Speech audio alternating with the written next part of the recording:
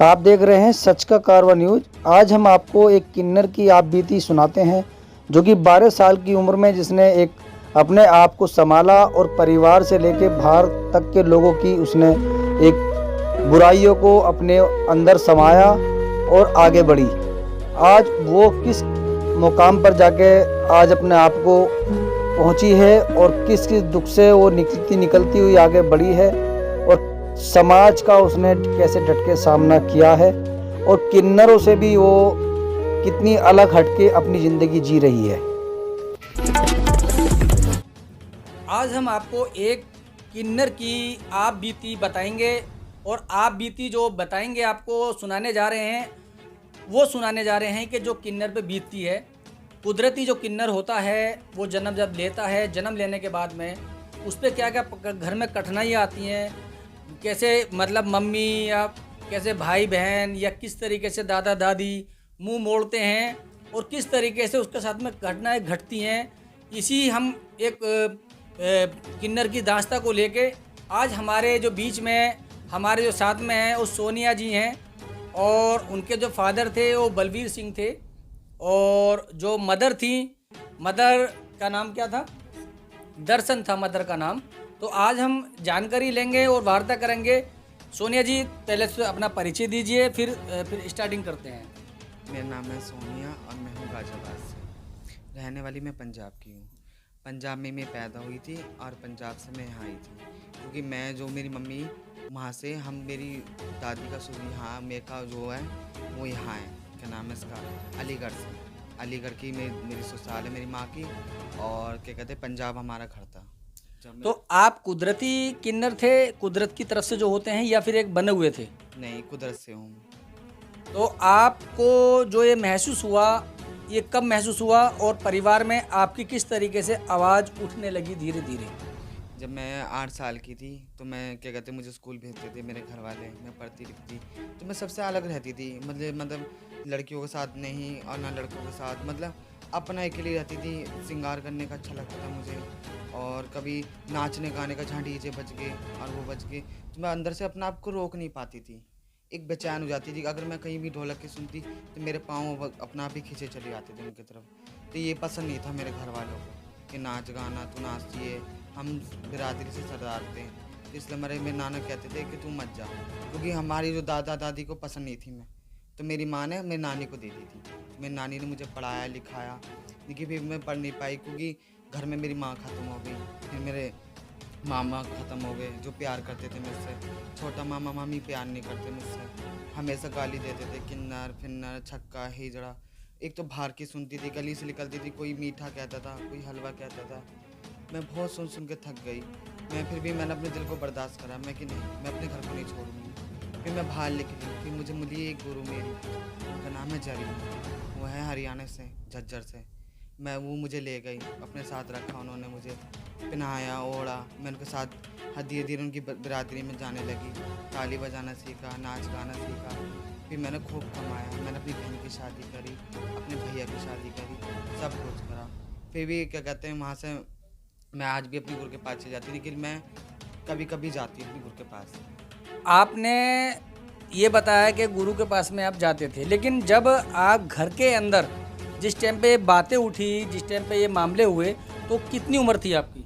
मैं 12 साल की थी जब बातें उठी थी मेरी। अच्छा, तो घर में परिवार में कौन आपको फिर उस नज़र से देखने लगा, थोड़ी सी गिरी नज़र से होता है? वो मेरे मामा मुझसे गाली बकते थे, मेरे मामा के, इसे बाहर निकालो, बेइज्जती होती है, कोई हिजड़े का मामा कहता था, मुझे अच्छा नहीं लगता। तो घर के अंदर से ये बात जो है बाहर तक जाने लगी? हाँ, बात जाने लगी, क्योंकि जब घर वाले ही उल्टा बोलेंगे, हिजड़ा छक्का कहेंगे, तो बाहर तो बात जाएगी। और फिर बाहर धीरे धीरे सब गलियों में पता लगने लगा ये किन्नर है और वो है। फिर मेरा जीना हराम हो गया था, फिर मैं रह नहीं पाई। तो कुल मिलाकर ये है कि जब आपको घर से ही जब निकलते थे तो आपको लोग टॉर्चर करने लगे? हाँ, कोई छेड़ता था, कोई दुपट्टा खींचता था, कोई चुन्नी खींचता था, लेकिन बस मैं चुपचाप चली जाती थी। मैं किसी से कुछ नहीं कहती थी, क्योंकि जब मुझे माता रानी ने ऐसा बनाया तो मैं किससे कहूँगी, किससे लड़ूंगी? जब मेरे अपने घर वाले मेरे नहीं समझते थे तो मैं समाज से कैसे लड़ पाऊँगी? आपकी कितनी बड़ी थी जिस टाइम आपकी माँ का देहांत हुआ था?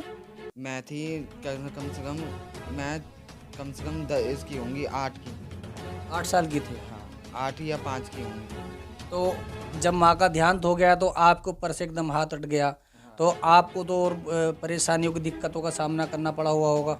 हाँ, नहीं कि मेरी माँ ने बस एक ही बात दी थी कि मेरे मरने के बाद मेरी इसका ख्याल मेरी नानी रखेगी। तो मेरी नानी ने वचन धरे थे, जब तक मैं जिंदा जब तक आँच नहीं आने दूँगी। फिर कुछ दिन बाद नानी भी ख़त्म हो गई।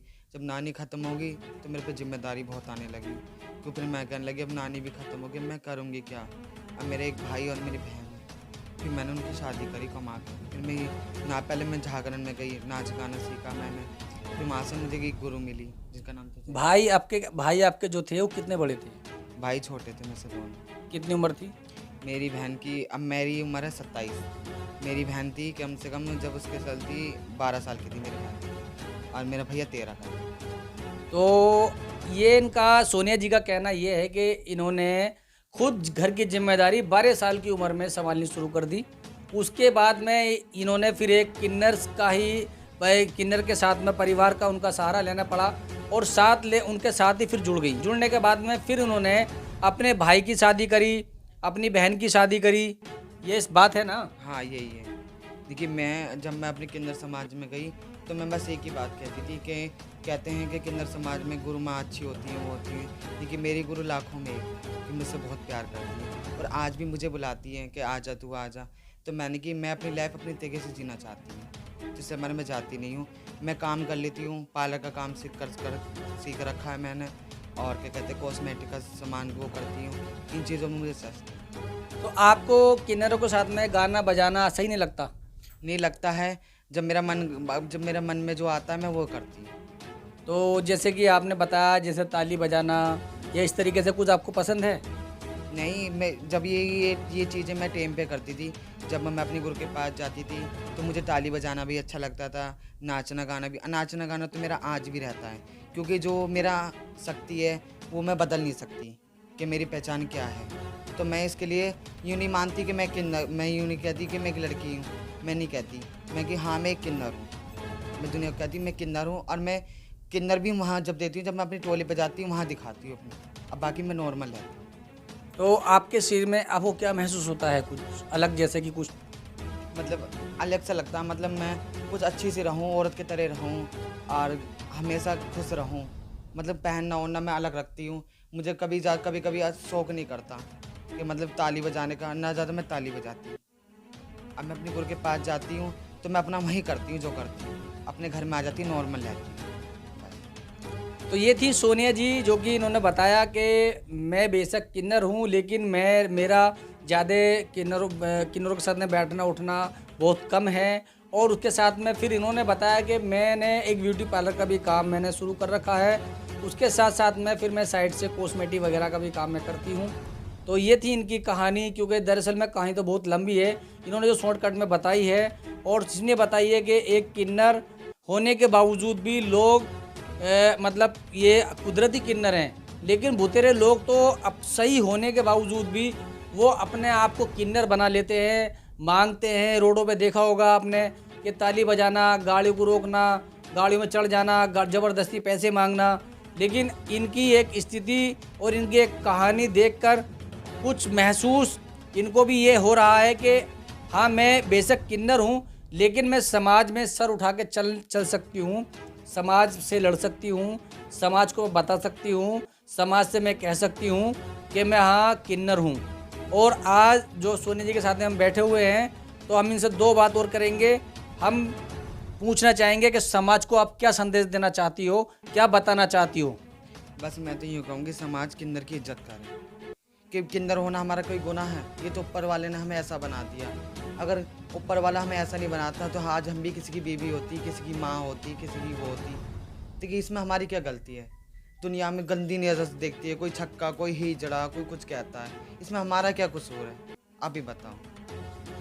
ये कहना है मेरा। तो आप देख रहे हैं कैमरामैन चौधरी और शर्मा के साथ में पपन ठाकुर रिपोर्ट। शस्त्रकार, नमस्कार, आदाब।